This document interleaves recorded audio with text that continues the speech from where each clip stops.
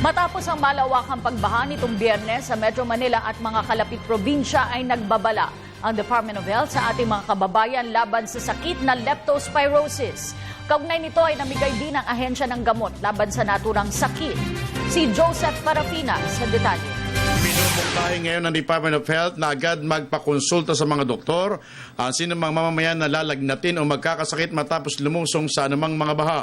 Ito ang babala at panawagan ng DOH dahil kailan lamang ay naganap ang malawakang pagbaha sa Metro Manila at iba pang mga lalawigan na maaaring pagmula ng mga sakit tulad ng leptospirosis mula sa ihi ng daga at iba pang mga hayop na nasasama sa mga tubig.